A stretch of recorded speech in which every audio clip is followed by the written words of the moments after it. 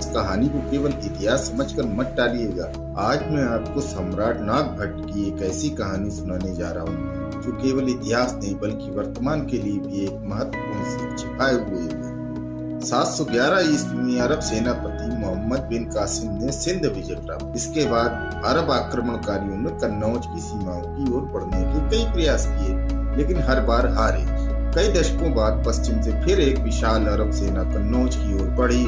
उस समय सम्राट नागभट्ट प्रतिरोध बल के उनके सामने खड़े हुए। जब इस नए आक्रमण की सूचना मिली तो महाराज नागभट्ट ने अपने सभी सेनापतियों की सभा बुलाई। सभा में एक वीर सेनापति खड़ा हुआ और बोला, महाराज, मोहम्मद इब्न कासिम के आक्रमण के समय सिंध में जो हुआ उसे हम भूल नहीं सकते।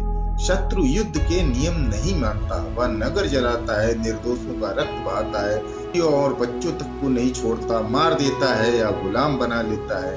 यदि हम केवल परंपरागत नियम से लड़े तो अपनी प्रजा की रक्षा कैसे? महाराज कुछ क्षण मौन रहे, फिर बोले, राजा का सबसे बड़ा धर्म अपनी प्रजा का रक्षा करना है।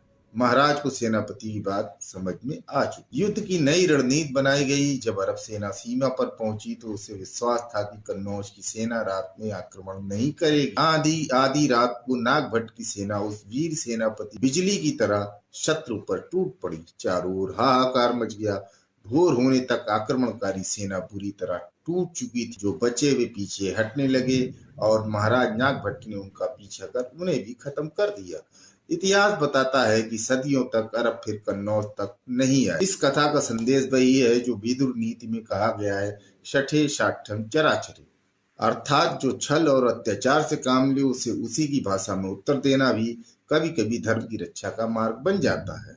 यदि आपको लगता है कि देश और समाज के सामने धर्मांतरण, डेमोग्राफी चेंज या लव जिहाद जैसी चुनौतियां हैं तो इस कहानी को केवल इतिहास समझकर मत टालिएगा। इतिहास हमें सजग और संगठित रहने की सीख देता है। समाज की उदासीनता का मूल्य अक्सर आने वाली पीढ़ियों को चुकाना पड़ता है। इसलिए जागरूक रहिए और याद रखिए, शठे शाठ्यम समाचरे। वीडियो अच्छा लगा हो तो कृपया लाइक, कमेंट और शेयर अवश्य करें। धन्यवाद।